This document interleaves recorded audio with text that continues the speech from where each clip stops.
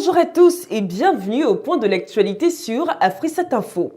L'actualité de cette semaine a été dominée par la situation chaotique du Burkina Faso. Depuis le lundi 27 octobre, des manifestants ont pris d'assaut les rues de Ouagadougou et d'autres villes du pays en protestation contre la révision de l'article 37, révision qui aurait permis à Blaise Compaoré, président du Burkina d'alors, de briguer un nouveau mandat après 27 ans au pouvoir. Ces soulèvements ont résulté en la démission de Blaise Compaoré. Retour sur cette semaine historique avec Alex Mokhtar. Tout s'est enchaîné très vite depuis lundi, qui a vu la fermeture des écoles et une manifestation des jeunes aux alentours des domiciles des députés de la majorité. Le lendemain mardi aurait été le jour de la manifestation monstre de l'opposition qui a vu descendre dans les rues près d'1 million de personnes selon l'opposition pour protester contre le vote par les députés de la loi modifiant l'article 37 prévu pour jeudi. 48 heures après cette manifestation monstre, l'hémicycle du Burkina en ce jour de vote est pris d'assaut par les manifestants qui l'ont saccagé et brûlé. Face à cette situation et à la détermination des opposants, le gouvernement annonce le retrait du projet de loi. Par la suite, dans une allocution télévisée, Blaise Compaoré annonce la dissolution du gouvernement et la levée de l'état de siège tout en appelant au dialogue avec l'opposition. Le lendemain vendredi, sous la pression de la rue et de l'opposition qui réclame son départ du pouvoir, Blaise Compaoré finit par démissionner, cédant le pouvoir au chef d'état-major des armées, le général de division Nabéré Traoré, qui dans un communiqué s'est proclamé président de la République après avoir constaté la vacance du pouvoir. La Chambre de première instance de la Cour pénale internationale CPI a rendu sa décision mercredi. Laurent Gbagbo n'est pas autorisé à assister aux funérailles de sa mère en Côte d'Ivoire. On y revient avec Alex Mokhtar. Le 29 octobre 2014, après avoir examiné les arguments de la défense du gouvernement de la Côte d'Ivoire, du greffe, du procureur et du représentant légal des victimes, la Chambre de première instance a rejeté la demande de la défense de mise en liberté de M. Gbagbo pour une période d'au moins 3 jours afin d'organiser et assister aux funérailles de sa mère, a-t-on appris via un communiqué de l'instance internationale. Le document ajoute, bien que la Chambre ait considéré que la demande de M. Gbagbo d'être transféré en Côte d'Ivoire afin d'organiser les funérailles de sa mère constituait des circonstances humanitaires, les juges ne sont pas persuadés dans ces circonstances que toute condition spécifique pourrait suffisamment réduire les préoccupations logistiques et de sécurité. Et de conclure en justifiant son refus, dans la mesure cela pourrait faire courir un risque de mettre en danger la population en Côte d'Ivoire, le personnel de la Cour et M. Gbagbo lui-même. Décédé à l'âge de 77 ans à Londres, en Grande-Bretagne, le mardi 28 octobre dernier, le président zambien Michael Sata a déjà un successeur. Il s'agit de son vice-président Guy Scott. Il devient le premier blanc à la tête d'un pays d'Afrique subsaharienne. Reportage. Avec la mort de Michael Sata, âgé de 77 ans et décédé à Londres mercredi, la Zambie tourne une page de son histoire. Et l'on peut d'ores et déjà dire que les choses n'ont pas traîné en ce qui concerne sa succession, vu que son successeur est déjà connu. Il s'agit de son vice-président Guy Scott, 70 ans, membre de longue date du Front patriotique, le parti, et ancien ministre de l'Agriculture qui avait mené campagne aux côtés du président Defan Sata en 2011.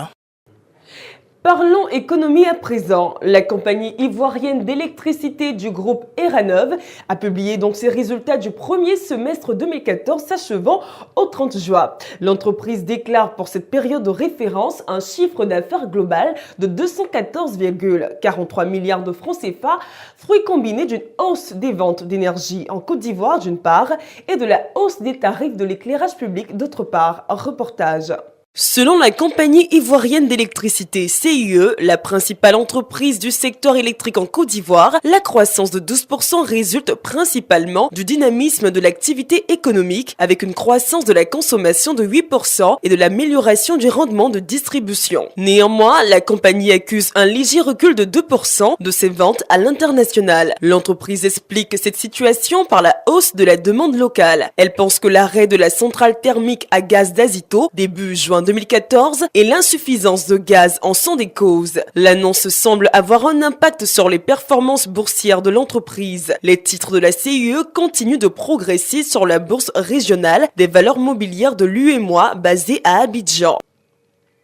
La Commission européenne a sommé la Grande-Bretagne de s'acquitter de sa contribution au budget européen le 1er décembre prochain, faute de quoi elle écoperait de pénalités. On y revient dans ce reportage.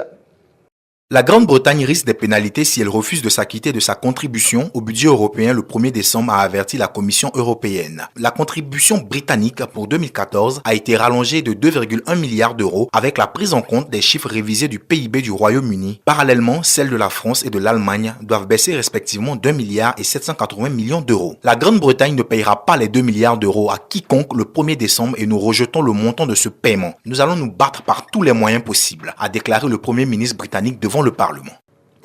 Terminons ce journal par un flashback sur les événements de cette semaine dans le monde du showbiz. L'artiste ivoirien Johnny Lafleur a rendu l'âme le 24 octobre à Abidjan en Côte d'Ivoire. On revient sur les circonstances de son décès dans ce reportage. Malade depuis près d'1 an, Johnny Lafleur a rendu l'âme le samedi 25 octobre 2014 dans une clinique médicale à Abidjan-Cocody, en Côte d'Ivoire. Malheureusement, l'héritier d'Ernesto Djedje ne se produira plus jamais sur scène. Adieu l'artiste. L'actualité culturelle est aussi marquée par l'Abissa, fête de réjouissance, qui se déroule à Grand Bassam en Côte d'Ivoire du 26 octobre au 2 novembre. On en parle dans ce reportage. L'Abissa est une fête populaire et de réjouissance qui se déroule chaque année à Grand Bassam en Côte d'Ivoire. L'édition 2014 de cet événement de haute portée culturelle a démarré depuis le 26 octobre. Cette fête, patrimoine culturel cher au peuple Nzima, est un pur moment de respect des valeurs traditionnelles et des célébrations des ancêtres. L'Abissa 2014 est principalement axée sur les femmes Nzima qui sont à l'honneur. Par ailleurs, elle annonce à la fois la fin de l'année écoulée et le début de celle à venir chez ce peuple du sud de la Côte d'Ivoire. C'est aussi l'occasion pour les participants de découvrir les richesses culturelles de cette partie du pays. Les festivités prendront fin le 2 novembre 2014. Alors, avez-vous envie d'entendre les sons du Indogolé, le tam-tam parleur? Rendez-vous à Grand Bassam. L'acteur et comédien afro-américain Bill Cosby, vedette de la sitcom The Cosby Show, est accusé de viol. La présumée victime, l'actrice Barbara Bauman, révèle que l'acteur a abusé d'elle il y a de cela 25 ans. Des détails avec Noélie Richard. Bill Cosby, acteur américain de 77 ans, est-il un monstre, un violeur, un manipulateur? En tout cas, c'est ce qu'affirme Barbara Bauman, actrice californienne de 47 ans, dans un témoignage. Abusée il y a de cela 25 ans, l'actrice affirme avoir été manipulée par la star du Cosby Show alors qu'elle était âgée de 17 ans. Cosby lui aurait garanti une carrière prometteuse dans le milieu du showbiz. En 2004, une certaine Andrea Constant a révélé avoir été violée par la star, mais l'affaire s'est soldée par un non-lieu. 13 autres victimes, dont l'actrice Barbara Bauman, se sont également manifestées. Barbara Bauman a témoigné à leur procès vu que la durée de prescription était dépassée. C'est la fin de ce point de l'actualité de la semaine. Merci de votre fidèle attention. L'information continue sur notre plateforme.